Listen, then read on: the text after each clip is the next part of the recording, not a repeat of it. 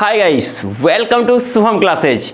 तो मेरे प्यारे दोस्तों, आज हम बात करने वाले हैं general rules for changing direct into indirect, यानी डायरेक्ट से इनडायरेक्ट में बदलने के एक शानदार कॉन्सेप्ट के बारे में। तो जानिएगा कि हार और जीत जो है हमारे सोच में निर्भर है। यदि मान लिया तो हार और ठान लिया तो जीत।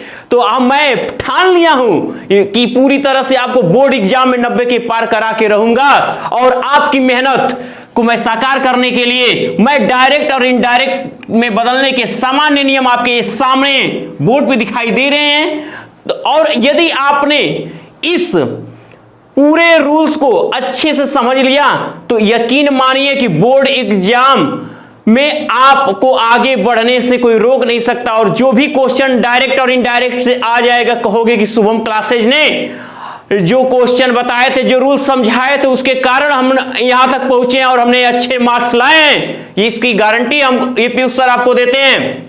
तो देखिए, बात करते हैं फर्स्ट रूल के बारे में कि डायरेक्ट से इनडायरेक्ट में जब हम बदलेंगे तो हमें सबसे पहले क्या करना होता है। सबसे पहले देखो, आपको मैंने कल बताया था कि डायरेक्ट की पहचान ही होती है कि उसमें कामा और इन्वर्टेड कामा का होना। यानी कि जब आप डायरेक्ट से इनडायरेक्ट में बदलोगे तो जो आपका दिया हुआ कॉमा है और जो इन्वर्टेड कामा है वो क्या करना होगा, आप हटा दोगे। अगर आपको ध्यान नहीं, यार एक एग्जांपल के तौर पे हम आपको ये लिख के दिखाते हैं एक बार फिर कि डायरेक्ट कैसा होता है। He said to me I have a pen। अब आप क्या देख रहे हो, ये ही डायरेक्ट है। कैसे? इसमें कॉमा है और इन्वर्टेड कॉमा है। कॉमा और इन्वर्टेड कॉमा का होना ही डायरेक्ट नरेशन की पहचान। अब इसको बदलने का नियम मैं आपके सामने, और जैसे कहूंगा वैसे ही आप बदलना, वो इनडायरेक्ट बनता जाएगा। ये आपका क्या है, डायरेक्ट है, और आपको बनाना क्या है, इनडायरेक्ट। अब देखना, सबसे पहले हमने कहा कि डायरेक्ट इनडायरेक्ट इस चीज में हमें क्या करना है, कॉमा को और इन्वर्टेड कॉमा को हटा देना है, ये हटाना है। अब फिर आपने देखा दूसरे रूल में लिखा है कि रिपोर्टिंग वर्ब का टेंस कभी नहीं बदलता। जो ये रिपोर्टिंग वर्ब किस टेंस में, देख लो, सब्जेक्ट के बाद मेन वर्ब का सेकेंड फॉर्म। तो सब्जेक्ट के बाद मेन वर्ब का सेकेंड फॉर्म होना पास्ट इंडेफिनिट, यानी ये पास्ट है। तो जब कभी भी इसको हम बदलेंगे भी तो इसका टेंस नहीं बदले, इसको हम प्रेजेंट टेंस नहीं कर सकते, फ्यूचर टेंस नहीं कर सकते। ये सेड से ऑर्डर्ड हो सकता है, रिक्वेस्टेड हो सकता है, लेकिन सेज नहीं हो सकता, सेइंग नहीं हो सकता, विल से नहीं हो सकता। टेंस नहीं बदलेगा, रिपोर्टिंग वर्ब का टेंस नहीं बदलेगा।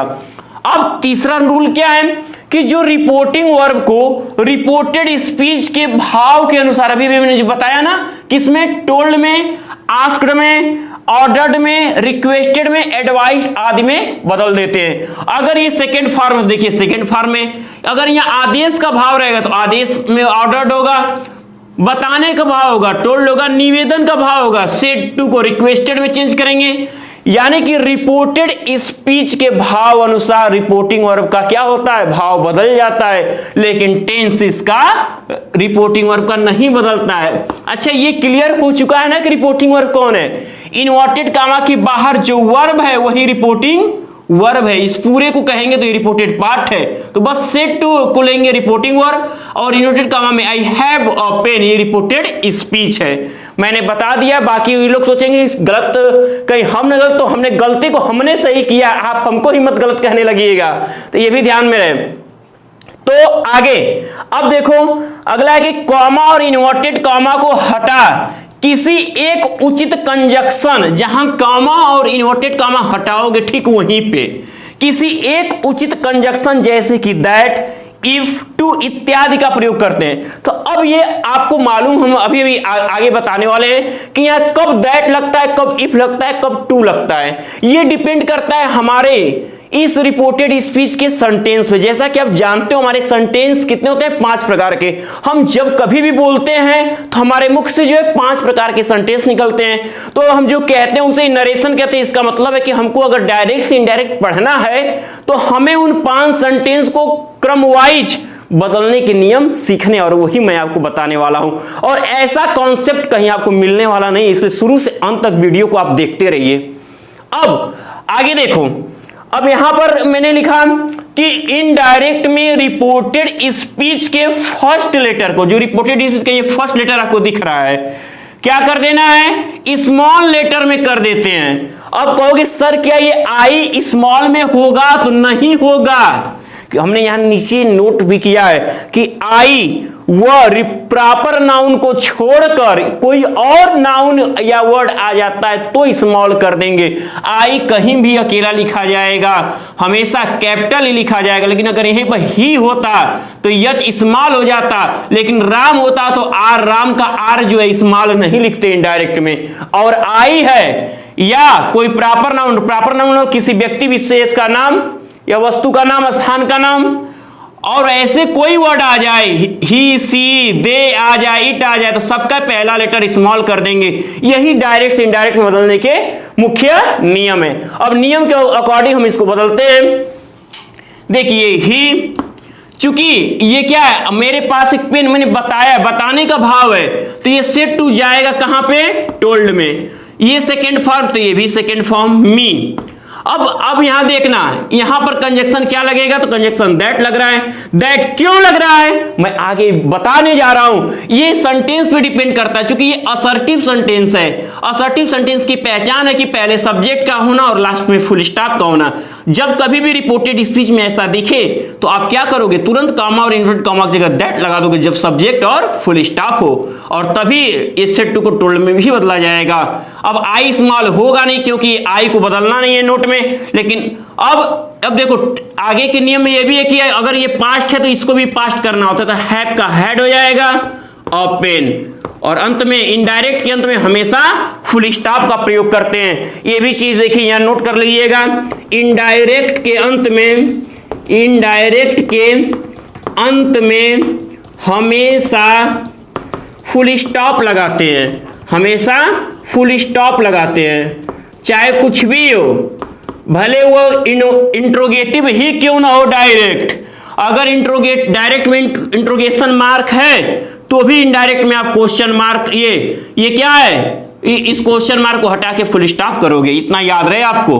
अब चलिए हम बात करते हैं कि कैसे उन 5 सेंटेंस कौन होते हैं जो रिपोर्टेड स्पीच में आते हैं, क्योंकि मेन इसी को बदलना है, इसका बदलना तो बहुत इजी होता है। अब ये आधा तो आप कर ही लोगे, तो कैसे ये सेंटेंस डिपेंड होंगे, अब आगे चलते हैं। मैंने बोला आपको कि ये जो परिवर्तन है रिपोर्टेड स्पीच में क्या करता है, सेंटेंस पे निर्भर करता है।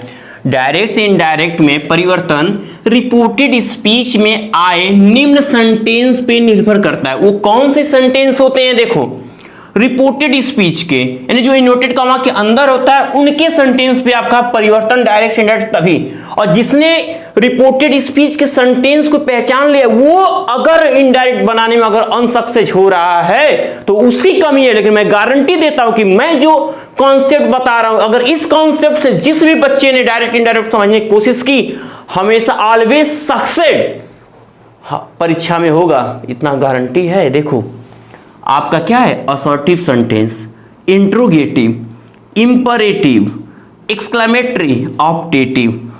अब चूंकि अब इसका आपको मैं सेंटेंस का डिफिनीशन अगर बताते चलूं तो आप क्या है, the sentence which speaks only statement is called an assertive sentence. ऐसा सेंटेंस जो केवल क्या करता है, केवल कथन कहता है।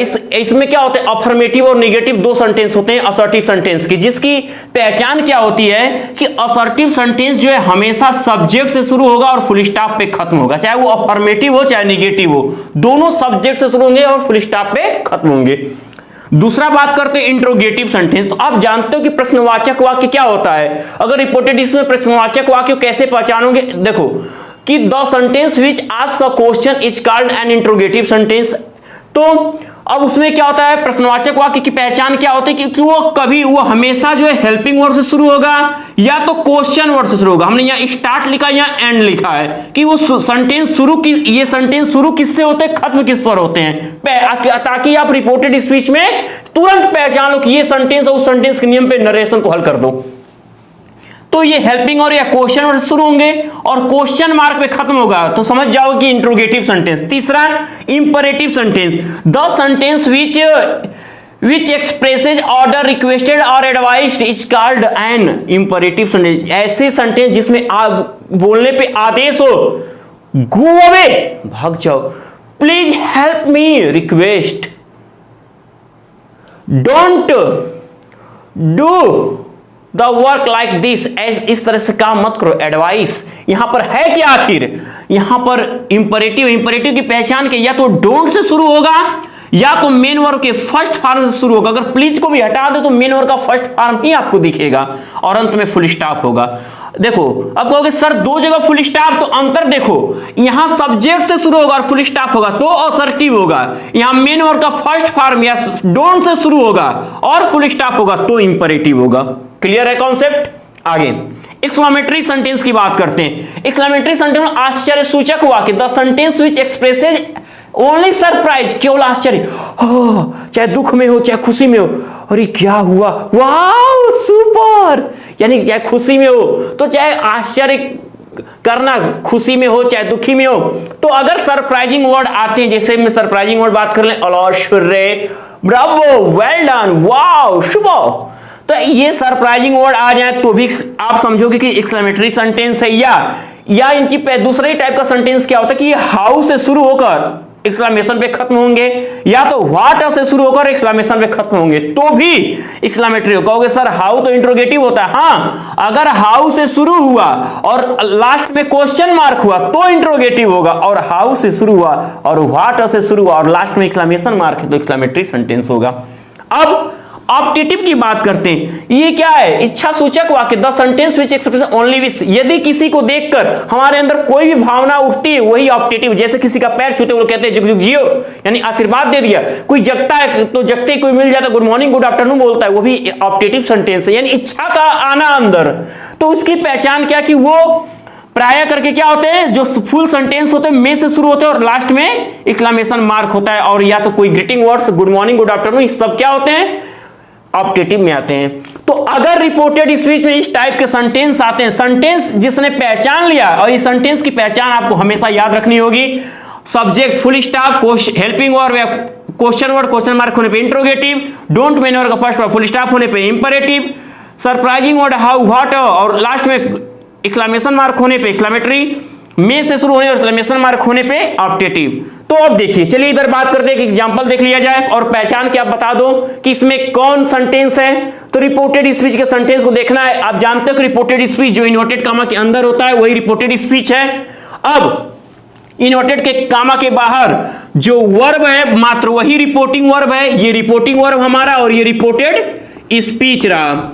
अब ये रिपोर्टेड स्पीच किस सेंटेंस में है, अगर इनडायरेक्ट बनाने जा रहे हो तो सबसे पहले इन्वर्टेड कामा के अंदर सेंटेंस कौन सा ये पहचानो। क्या देख रहे हो, सिया नाम है, Siya has gone to market, Siya बाजार गई है, इसका मतलब ये सब्जेक्ट है, काम करने वाला व्यक्ति मौजूद है। तो जब सब्जेक्ट से शुरू और फुल स्टॉप है तो कौन सा सेंटेंस है, तो यही है असर्टिव सेंटेंस।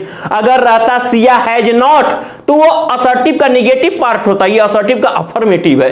तो असर्टिव की पहचान है कि सब्जेक्ट से शुरू होना फुल स्टॉप, तो ज्यादा कुछ करना नहीं। असर्टिव सेंटेंस का रूल मात्र इतना ही है कि क्या करना है, आए हुए सेड टू अगर आया हो तो टोल्ड कर दो, सेज टू आया हो तो टेल्स कर दो, और अगर से टू आया हो तो टेल कर दो। तो यहां क्या आया है, ये रिपोर्टिंग और किसमें है, सेज टू में, यानी प्रेजेंट में, तो प्रेजेंट में ही परिवर्तन होगा।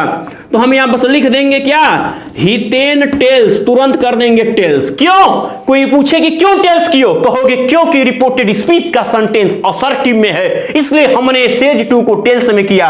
अगर सेड टू रहता तो टोल्ड करते, केवल से टू होता तो टेल कर देते।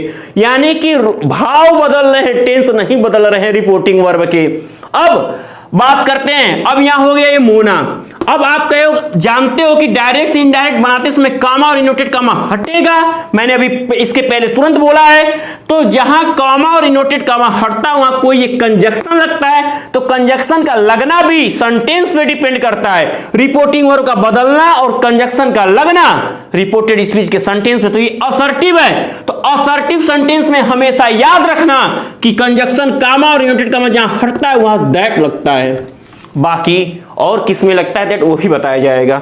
यहां तो कंफर्म रहो क्या देखो, कॉमा और इनवर्टेड कॉमा को स्थान पर कंजक्शन दैट का प्रयोग करते हैं, किसमें? असर्टिव सेंटेंस में। तो ये सब्जेक्ट से शुरू फुल स्टॉप सेज टू को बदल दिए टेंस में कंजक्शन दैट क्यों लगाए? कोई पूछता है दैट क्यों लगाए, कहोगे क्योंकि असर्टिव सेंटेंस क्या है, ये रिपोर्टेड स्पीच असर्टिव सेंटेंस में है, तो दैट और सेज टू को टेंस में बदल दिए, बाकी कुछ करना नहीं है। सिया हैज, कहोगे सर आप यहां हैड क्यों नहीं कर रहे हैं? तो मैं बताते चलूं कि जब रिपोर्टिंग और पास्ट में होगा तो ही ये पास्ट होगा, अदरवाइज चेंजिंग नहीं होगी। आगे डिपेंड हम बताएंगे कैसे होता है ये। Has gone to market. अब इतना अगर आपने सीख लिया तो अब चलिए इनमें मुख्य 3 ही परिवर्तन होते बस नरेशन में। जिसने असर्टिव सेंटेंस में 3 परिवर्तन समझ लिए उसको इंट्रोगेटिव बदलने में, इंपरेटिव बदलने में, एक्सक्लेमेटरी बदलने में और ऑप्टेटिव बदलने में थोड़ी सी दिक्कत आने वाली नहीं है। तो देखो वो परिवर्तन क्या हो, कौन कौन से होते हैं जो अब आपको पढ़ने हैं वो परिवर्तन, तो वो परिवर्तन होते हैं और मैं इन परिवर्तन को अगले वीडियो में आपको इन तीनों परिवर्तन को पूरा क्लियर करा दूंगा और एक ही वीडियो में तीनों परिवर्तन बताते ही आपके आगे के 4 सेंटेंस बिना कहे आप नरेशन को हल कर दोगे। और जिसने इस कॉन्सेप्ट के तहत पढ़ा उसने ही एग्जाम में 90 के पार लाया है। आज तक मैंने जिसको भी पढ़ाया उसने ये काम करके दिखाया और नरेशन इतना टॉप कोई वीडियो मिलने वाला नहीं है आपको। अब देखो वो परिवर्तन कौन से होते हैं जो पढ़ने पड़ते हैं, तो वो होते हैं, पहला परिवर्तन हम पढ़ेंगे rules for tense changing, rules for changing the tense, tense परिवर्तन के नियम। दूसरा हम पढ़ने वाले हैं रूल्स फॉर चेंजिंग पर्सन,